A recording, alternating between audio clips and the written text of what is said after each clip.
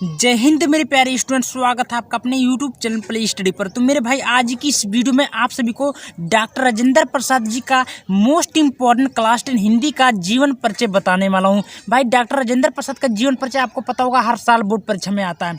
और मेरे भाई आपको कैसे लिखना होगा एकदम आसान तरीके से मैं जीवन परिचय जैसे जैसे बताऊँगा वैसे अगर लिख लोगे ना तो ये आप लोग को पूरे का पूरा नंबर मिलेगा। ठीक है, मात्र आपको 2 मिनट में सीखना पड़ेगा। ठीक है, यानी कि इस वीडियो को केवल 2 मिनट में ध्यानपूर्वक देख लोगे ना तो ये डॉक्टर राजेंद्र प्रसाद जी का जीवन परिचय चुटकियों में याद कर लोगे। ठीक है ना, ये लिखने का सबसे आसान ट्रिक है। कैसे लिखना ट्रिक के माध्यम से आप सभी को इस वीडियो में बताऊंगा।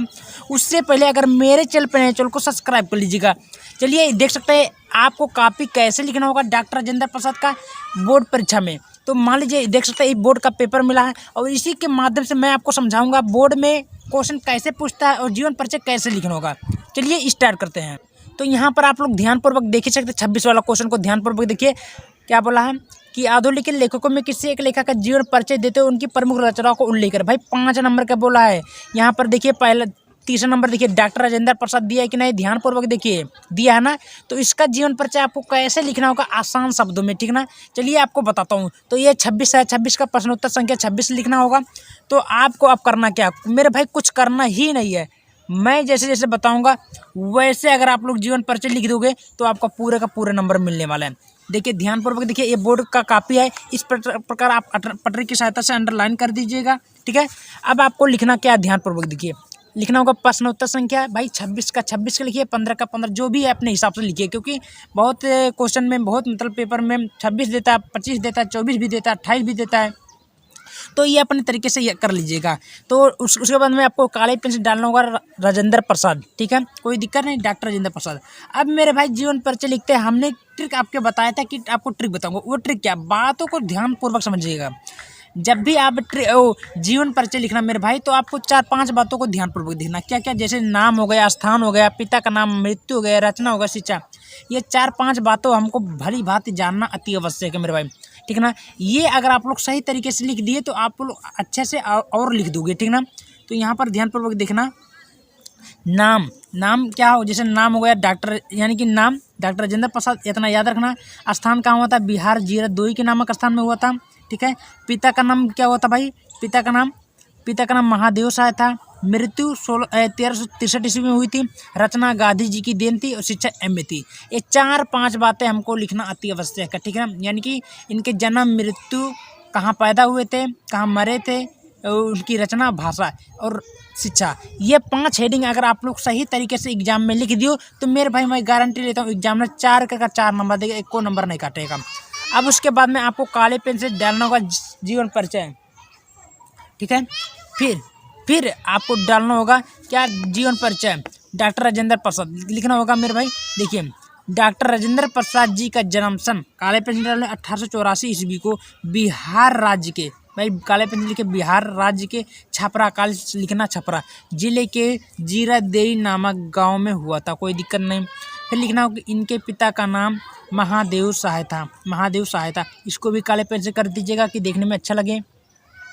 फिर आगे लिखना होगा था डॉक्टर राजेंद्र प्रसाद बड़े मेधावी छात्र थे। मेधावी माने बड़े बुद्धिमान छात्र थे। ठीक है, ये होता। फिर आगे लिखेंगे मेरे भाई मेधावी छात्र थे।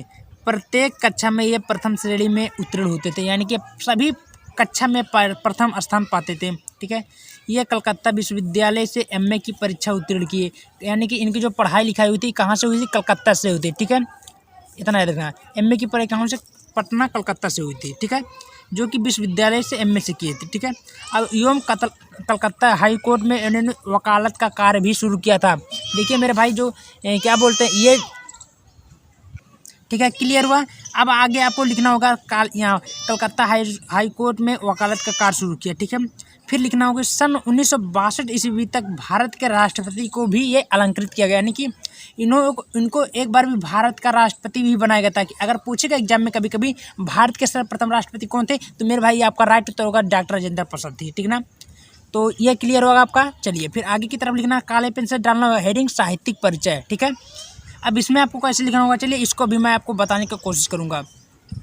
तो लिखना होगा राजेंद्र प्रसाद भारत के एक नींव थे। क्या थे, भारत के नींव थे।